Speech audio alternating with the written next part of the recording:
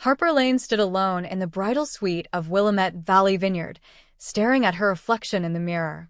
The gown fit like a second skin, ivory silk, crystal embroidery, every detail flawless. The makeup artist had done wonders, her eyes whiter, lips a soft rose, cheeks perfectly sculpted. On the vanity, her bouquet of white roses waited silently. Harper checked her phone again. Nothing. No messages from her parents, not even from her brother, Miles. A knock at the door broke the stillness. "It's time," said the wedding planner, Diane, her practiced smile betraying concern. Harper's gaze drifted to the window overlooking the ceremony space. 90 guests seated, string music floating through the vineyard air. 3 empty chairs in the front row glared back at her like ghosts. "They're not coming, are they?" she whispered. Diane hesitated. "There's still time." Harper forced a deep breath. "Let's go." The garden doors opened. 90 heads turned. Harper walked alone down the aisle, every gaze heavy with pity. Whispered sympathy buzzed around her like gnats. She focused on the man waiting at the altar. Evan Moore, steady, calm, the one constant in her storm. His eyes didn't waver. The love in them steadied her heartbeat. "I'm here," he whispered as she reached him, voice low enough for only her to hear. "We're enough." His words wrapped around her like armor. For a moment she almost believed it. The ceremony blurred into vows and promises spoken through trembling lips. "I choose to see you clearly," she said, meaning more than anyone knew. When the officiant declared them husband and wife, Evan's mother embraced her warmly. "Welcome to the family," she whispered. For the first time that day, Harper felt seen. The reception shimmered under fairy lights. Laughter and music filled the air as Evan twirled Harper across the dance floor. For fleeting moments, she forgot the empty seats, the silence from her parents, the years of invisibility. Her best friend, Lily, clinked her glass. "To finding the family that deserves you," she toasted. Applause followed, soft but sincere. Harper smiled, though her chest ached. All her life, she chased the love of people who never offered it freely. She slipped away for a moment, checking her phone again. No calls. No messages. Not even a text. Evan found her by the railing, moonlight spilling across her dress. "They missed something beautiful today," he said, wrapping an arm around her waist.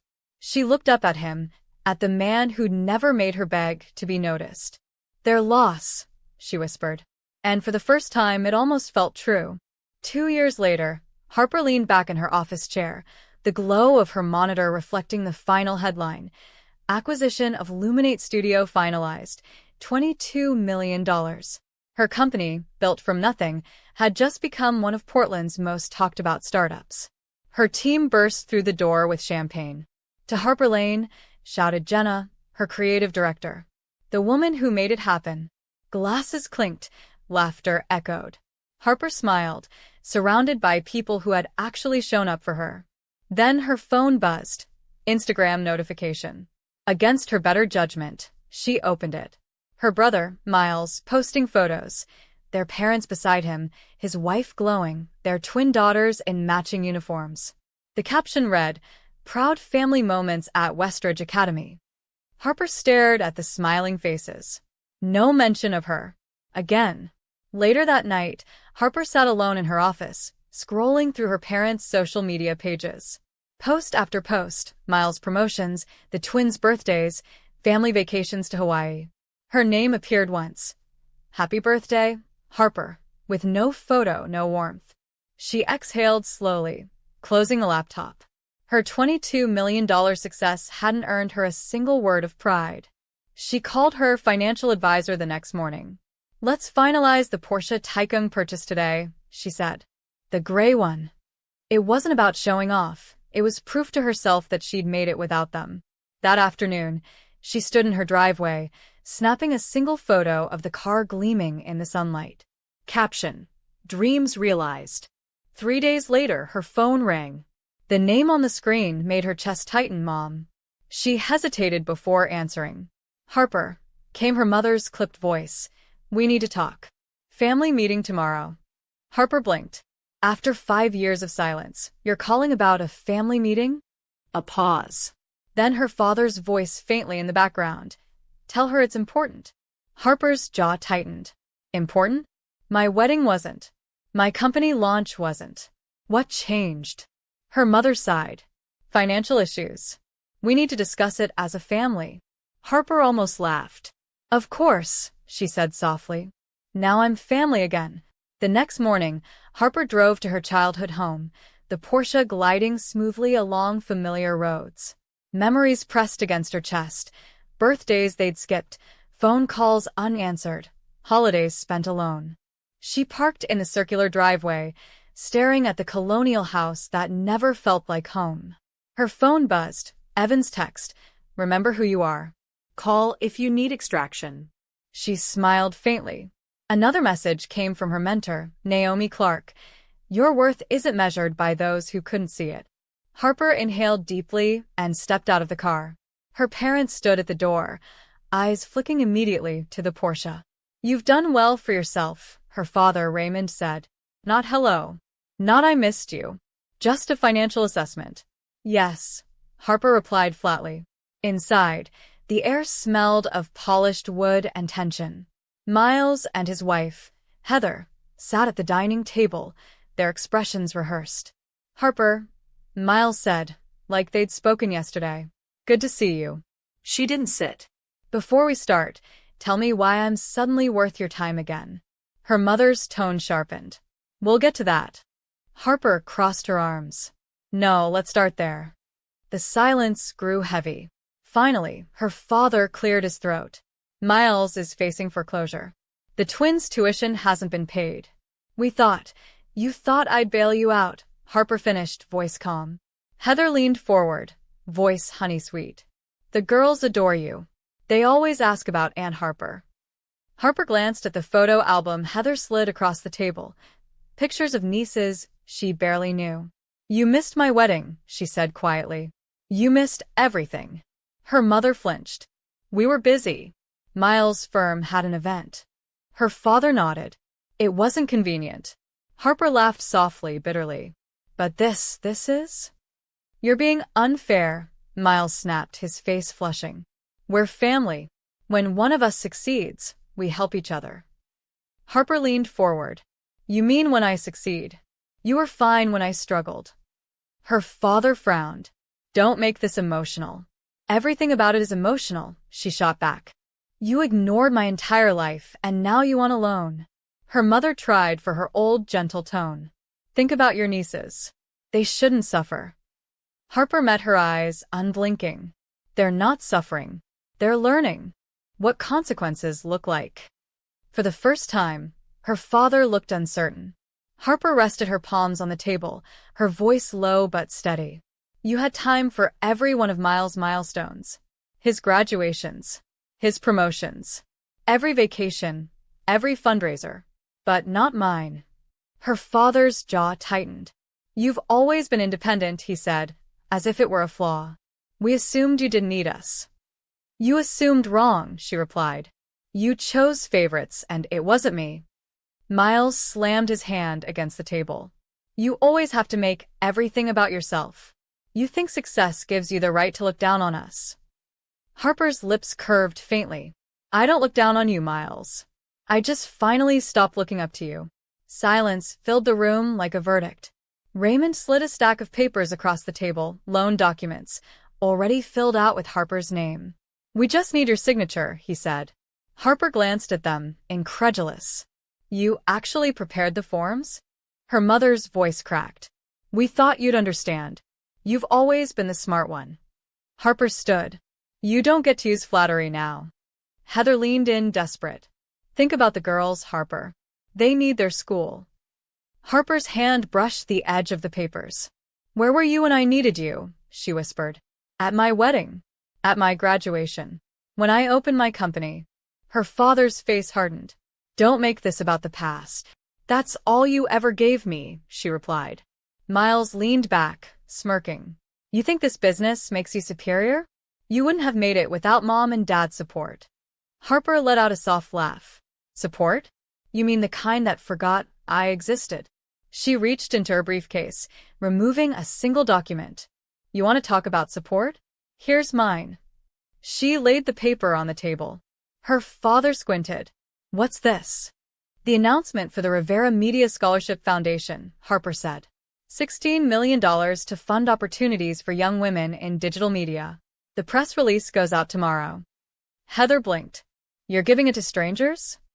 Harper's expression softened, not with pity, but peace. No. To girls who remind me of me. Her father's eyes darkened. You're wasting it. Miles' face reddened. You owe us, Harper. You owe family. Harper stood taller. Family? You only remember I exist when you need money. She picked up the foundation document, sliding it neatly into her bag. The difference between us is simple. I build futures. You burn them. Her father's voice thundered. We raised you. No, Harper said softly. You tolerated me. Her phone vibrated. Evan's message flashed. You okay? She exhaled slowly. This conversation is over. Her mother's voice trembled. If you walk out that door, don't expect to come back. Harper met her gaze. I stopped expecting that years ago. The door closed with a quiet click that echoed louder than any argument. Harper stepped into the sunlight, her heels clicking against the driveway.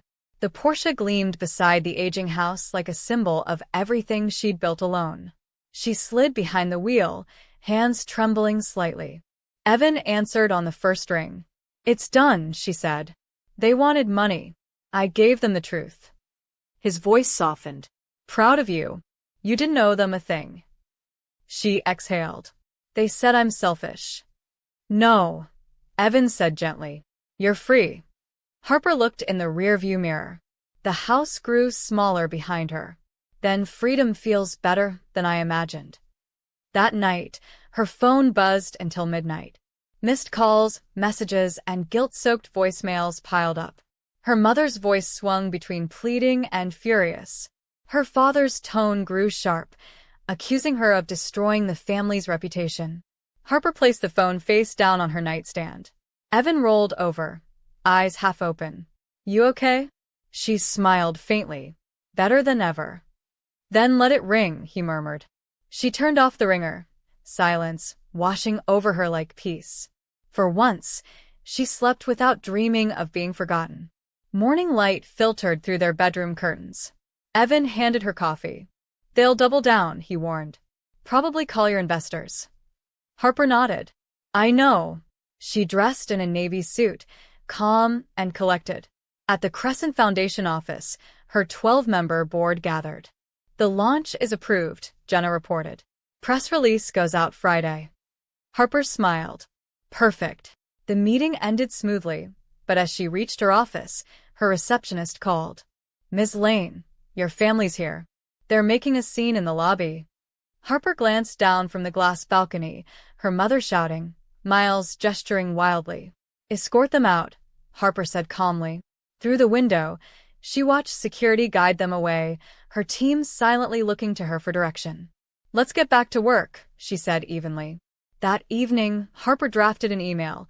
To my parents and brother, all future communication must go through my attorney. Any further attempts to contact me at my workplace will be documented and reported. Harper Lane. She clicked send without hesitation. Later that week, in her therapist's office, Dr. Patel smiled gently. How did it feel to send that? Harper thought for a moment. Necessary, she said. Not satisfying, just necessary. Boundaries aren't revenge, Dr. Patel replied. They're protection.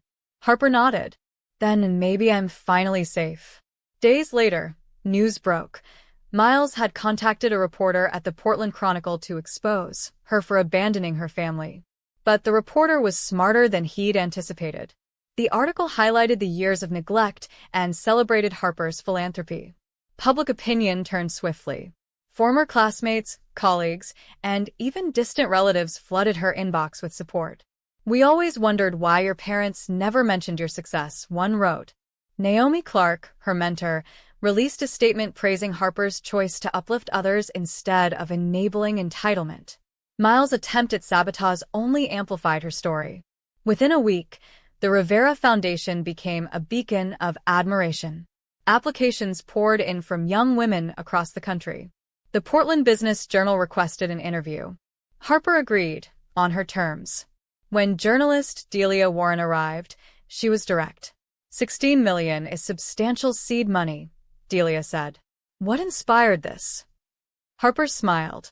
A teacher who believed in me when others didn't. And your family? Delia asked. Harper met her eyes steadily. My success was built without their support. This foundation ensures no one else has to grow invisible. The article published days later under the headline, Self-Made Visionary Turns Pain into Purpose. Public sentiment shifted decisively. When Miles' home foreclosure hit the news, the contrast between his greed and Harper's generosity became undeniable. Their parents' silence on social media only deepened the divide. Harper, meanwhile, focused on building. The foundation's first selection committee met in April. 12 accomplished women sat around the long oak table, reviewing applications. We've narrowed it to 3 finalists, Jenna announced. Harper flipped through their portfolios, her heart swelling. Let's give them the opportunities we never had. In that moment, she realized she wasn't angry anymore. She was rebuilding something better. 2 weeks later, Harper received the Women in Business Leadership Award. Standing at the podium, she looked out at faces that radiated genuine pride. Evan beamed from the front row. Thank you, she began. For years, I tried to earn love by achieving. Now, I create love through what I build. Applause filled the hall. Naomi stood, clapping. You've turned loss into legacy, she told her afterward. Harper smiled. I guess I finally stopped waiting for approval. And started giving it, Naomi said warmly. That night, Harper drove home through downtown Portland, city lights reflecting on the hood of her Porsche. By summer, the first scholarship recipient had been chosen, Maya Turner, a 17-year-old filmmaker from Spokane. Harper watched Maya's interview video twice. She reminds me of myself, she told Evan. Quiet, talented, overlooked. Maya's short film chronicled the resilience of women in her community. You're going to mentor her personally? Evan asked. Every step, Harper said. She deserves someone who shows up. The Foundation's mentorship initiative launched soon after, expanding its reach nationwide. Harper spent her mornings reviewing projects and her afternoons meeting donors. For once, her life wasn't defined by absence. It was filled with purpose. The holidays arrived with unexpected noise. Letters, emails, even handwritten notes from her parents filled her mailbox. Everyone misses you. Family needs to heal. The twins ask about you daily. Harper didn't reply. One afternoon, 2 envelopes appeared at her office, drawings from the twins, clearly guided by adult hands. They're trying to guilt you, Evan said, frowning. It's transparent. Harper exhaled. They're desperate. She placed the cards in a drawer unopened. That evening, she told her therapist, they still haven't apologized. They just want access. Dr. Patel nodded. That's not reconciliation. That's repetition. Then came the email from Pastor Walters, the minister from her childhood church. Your parents are deeply hurt. Could we arrange a meeting for reconciliation? Harper deleted it without responding. Old friends resurfaced online. Your mom seems heartbroken. Can't you talk to them? Harper typed, then erased several replies before settling on silence. She no longer owed explanations. The Foundation's second round of funding closed successfully. Harper poured her energy into building what truly mattered: community, opportunity, and chosen family. Still, one question lingered late at night. What if cutting them off makes me just like them? She asked Evan one evening. He shook his head. They cut you off first, Harper. You're just enforcing what they started. She sighed. I just want to be the example Maya needs. Evan squeezed her hand. Then show her what healthy boundaries look like. Harper smiled faintly.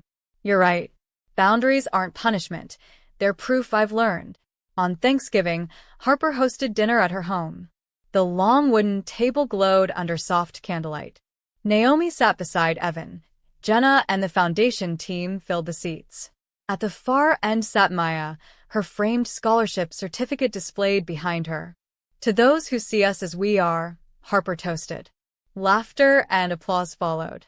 No one at that table needed her to prove her worth. They celebrated her existence, not her performance. Over dessert, Harper announced a mentorship expansion. "We'll pair every scholar with a mentor personally," she said. Maya's eyes brightened. "You'll be ours?" Harper smiled. "Every step of the way." Later that night, the local news aired a feature on the Rivera Foundation. Harper's segment played just as her parents' traditional Thanksgiving dinner began. On screen, Harper said, "We build family through action, not obligation." The report transitioned to her brother's financial collapse. Subtle, factual, devastating. Maya watched beside her, wide-eyed. "They're comparing your brother's downfall to your foundation's growth." Harper nodded.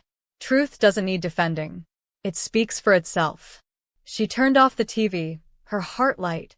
The narrative had finally shifted, and she didn't need to say a word. Weeks later, Harper agreed to meet her parents at a coffee shop downtown. They looked smaller than she remembered, their confidence deflated. Her father stirred his coffee nervously. "We should have been there," he said quietly. "At the wedding. At everything." Harper's chest tightened, but her voice stayed calm. "You can't rewrite history, Dad." Her mother's eyes glistened. "How can we fix this?" Harper set her cup down gently. "You start therapy. Together. Then we talk." Her father bristled. "That's unnecessary." Harper smiled sadly. "Then this conversation's over." She stood, calm, unshaken. Accountability first. Then forgiveness. Outside, the air was crisp and clean. Harper watched them walk away, no tears, no anger, just acceptance. Their car pulled from the curb, disappearing into traffic. She turned toward her Porsche, the sunlight glinting off its hood. Her phone buzzed, a message from Maya. "Finished editing my documentary. Want to see it?" Harper smiled. "Be right there," she texted. Later, in the sunlit studio of the Crescent Foundation, Maya's film played across a wide screen. Harper watched quietly, pride swelling. The story wasn't about loss anymore, it was about legacy. Family, she realized, isn't who raises you. It's who lifts you.